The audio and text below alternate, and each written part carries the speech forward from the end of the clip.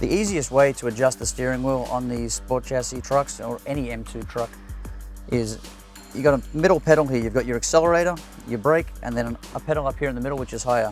To press the pedal the whole way in, that'll allow you to push the steering column both in and out and up and down to find the level that's most comfortable for you. Release your foot when you're finished, and it'll stay set. These trucks also feature dual armrests for added comfort on the highway. To try and get the right comfort height, if you're finding it's too low or too high, on the base of all these, you can slide your finger underneath here, and you can turn clockwise or counterclockwise. This will adjust the height of the armrest to suit your needs best. Alrighty, the top button here you have on the sport chassis on the left. Off is going to be right in the middle position. Up is going to be both your headlights and your marker lights. And then all the way down is just your marker lights. The one thing to be aware of with most of these M2 trucks is if you jump out of the truck, unlike a modern day car, the lights won't turn off, so always remember to put your switch in the middle when you jump out of the truck. The next button we have down here, we have cruise control, or as it's called, speed control. Down is in the on position. You'll see a little light illuminate here when the truck's running. The bottom is like any other truck. The push up is to reset or to accelerate, so you can tap up a couple of times. This will speed up on the highway, or you can tap down to coast. You also tap down to start, to set. So if you're on a highway, we're going to turn the button to on, tap down once, that will set your cruise control.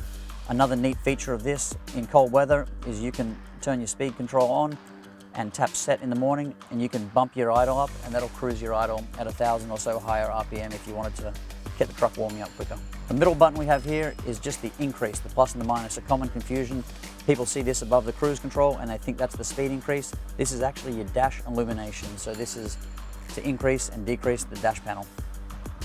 So going from across some of the buttons here, the basic ones we've got here on the left, we've got the two front and back windows, standard operation, up is up, down is down. Moving across, we have the locking buttons. This is just central locking on all of these trucks. We go across, this one is mirror heat, so if you're driving in those cold conditions, it's super handy if you've never experienced it, to be able to turn that mirror heat on. Definitely works a treat. Across here we have the alarm clock, so if you're running commercial hours, this will track your time on the road. We have a spot lamp button. This one here is a very important button. It's very handy with hooking up your trailers. This is actually a air dump for the rear airbag, so it'll lower it down and allow you to hook the trailer up. Push the button again, it'll raise the airbags again, and it saves you having to wind that trailer all the way up. This one here is a spin traction control type feature, so if you're stuck in wet grass, mud, it'll help with that diff. Sport chassis feature a two-stage engine brake here, so you've got off in the center, up is high, down is low. Very handy as well, pulling heavy loads down mountains. It's nice to have so you don't cook your brakes. This button here, being a newer truck with the emission controls, this is a regeneration, so we use that to clear out the diesel particulate filter, and the trucks are really good at telling you when that needs to be done. Next button along here, we just have a rear spotlight. This has a bunch of extra lights on the headache rack. It helps you light up the deck, especially if you're hooking up trailers at nighttime. Very handy. This one here is the backup camera. This truck here features a two-stage backup camera, so it has one mounted on the headache rack looking back like a normal camera, and it has one mounted over the trailer hitch at the back. So you have the middle, and then you can pop it down, and that'll change the camera focus lens. You can have up to 3 cameras on this position, on this setting.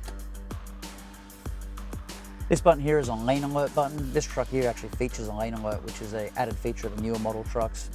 As you know, on most modern cars, it just alerts you if you are drifting out of your lane, fatigue, anything like that. Super safe to have that feature. And then the final button here we have is shutdown override. If for some reason you have a check engine light or something come on, these trucks will go into what's called limp mode. This allows you to override that momentarily so you can safely exit the highway and then address whatever issues you might have. And then obviously this last one here, we just have a couple of USB plugs which are handy for charging phones and keeping your other devices charged up for the day.